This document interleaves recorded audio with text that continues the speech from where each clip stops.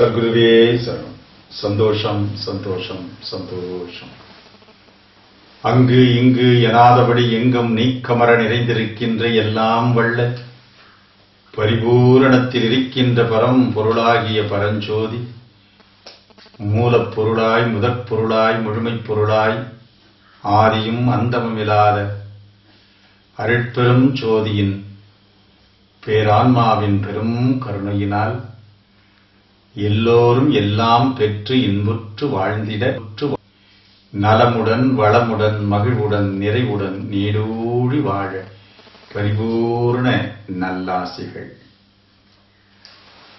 மழை மலர் தூவி மழையை வரவேற்போம். மழை என்ற சொல்லை நாம் பிரித்து பார்க்கின்ற பொழுது இம் கூட்டல் அழை என்று பிரிக்கப்படுகிறது. மழை அழைத்தால் வருவது. கிராமத்திற்கு வருகின்ற பெரும் தலைவர்களை வரவேற்க நாம் எப்படி மலர் தூவி அவரை வரவேற்கிறோமோ அதே போல பஞ்சபூதங்களில் சிறந்த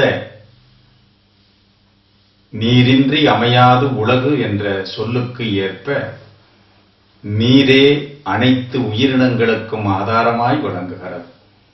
ஆகவேதான் அந்த நீரை மலர் தூவி வரவேற்றால் மழையை அழைத்தால் வரும். அந்த மழையாய் இருக்கின்ற பிரபஞ்ச சக்தியே தன் மாற்றத்தால் இறையே இயற்கையாக, இயற்கையே உயிரினங்களாக தோன்றியிருக்கிறது. உயிரினங்களுக்கு தேவையான இயற்கை, அந்த இயற்கை அனைத்திற்கும் காரணமாக விளங்குகின்ற இந்த நீர். எனவேதான் மூலப்பொருளே இந்த நீர் பொருளாய் காண இயலாத நுண்ணிய அந்த பரம்பொருள் மெய்ப்பொருளே நீர்ப்பொருளாக மேலிருந்து கீழே இறங்குகிறார். ஆகவேதான் மேலிருக்கின்ற அந்த இயற்கையாய் இருக்கின்ற மழையை உயிரினங்களிலே சிறந்த உயிரினமாய் விளங்குகின்ற மனிதன் அழைத்தால் அது வரும். நீர் வேண்டும் நீர் வேண்டும் என்று கேட்கிறோம். ஆனால் நீருக்கு ஆதாரமாக வருவது மழைதான். ஆகவே மழை வேண்டி அழைத்தால் மழை வரும்.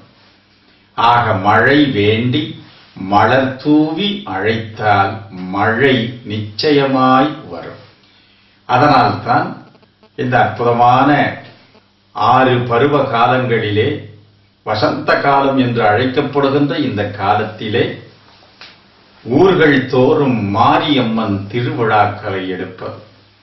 ஆக மாறி வருகின்ற விண்ணில் இருந்து மழையாய் வருகின்ற அந்த சக்திதான், அந்த ஆதி சக்திதான் விண்ணிலே அணுசக்தியாக அணுவினுடைய சேர்க்கையால் மேலிருந்து வருவதே நீர் சக்தி. அதனுடைய உறைவால் தான் நிலம். அந்த நிலத்திலே அணுக்கள் மோதுவதால் காற்று. அந்த பூமியை சுற்றிலும் ஏற்படுகின்ற அணுக்கள் உராய்தலால் ஏற்படுவதே வெப்பம். ஆகவேதான் பஞ்சபூதங்களாக அந்த ஆதிப்பொருள் மெய்ப்பொருள் பரம்பொருளே தன்மாற்றமாக விரிகிறது. ஆகவேதான் அந்த தன்மாற்றமாக விரிவருகின்ற அந்த மழையை நாம் நினைத்து அழைத்தால் நிச்சயம் விண்ணிலிருந்து கீழிறங்கும். இந்த பூமி குளிரும்.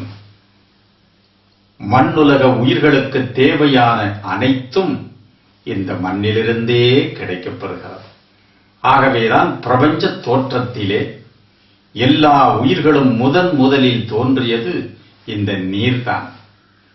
பெரும் வெடிப்பாகிய பேரொளியில் இருந்து சிதறிய பால்வெளி மண்டலம், அதிலிருந்து சிதறிய சூரிய மண்டலம், சூரியனிலிருந்து பிரிந்த இந்த பூமண்டலம், ஆதியில் அது நெருப்பு கோலமாக இருந்து திரவமாகி பிறகு உறைந்து திடப்பொருளாக நிலமாக இருக்கிறது. அதனால்தான் முதலிலே இந்த நீரில் இருந்து பாசியாக பிறகு உயிரினங்களாக தோன்றி பிறகு மண்ணிலிருந்து தாவரங்களும், தாவரங்களிலிருந்து வித்திலிருந்து விந்து என்ற உயிரினங்களாகவும் தோன்றுகிறது. எனவேதான் முதலில் பிரபஞ்சத்தினுடைய தோற்றத்திற்கு காரணமாய் விளங்குவது நீர்தான். அந்த மூலப்பொருளே தன் மாற்றத்திலே நீர்ப்பொருளாய், நீரிலிருந்து தோன்றுகின்ற உயிர் பொருளாய் விளங்குகிறது. ஆகவேதான் உயிர் பொருளுக்கு தேவையான அனைத்தும் இந்த நீர். ஆக உயிர் பொருளாய் விளங்குகின்ற இந்த ஜீவனாய் திகழ்கின்ற மனிதர்கள் அழைத்தால் அது வரும்.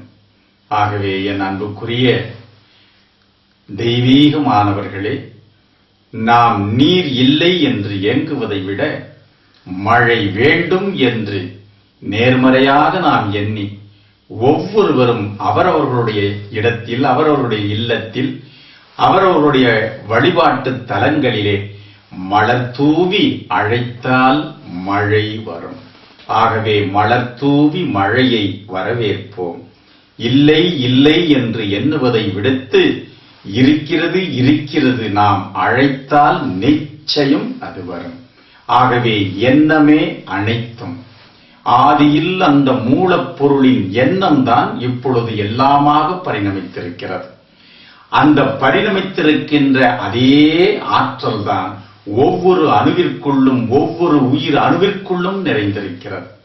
ஆக மனிதனுக்குள் இருக்கின்ற அந்த ஆற்றலை, மூலப்பொருளை நினைத்து நாம் அழைத்தால் நிச்சயம் விண்ணில் இருந்து இந்த மண்ணிற்கு அந்த மழையாய், அந்த திருவருளே, அந்த இறையே தன் மாற்றமாய் இறங்குகிறது.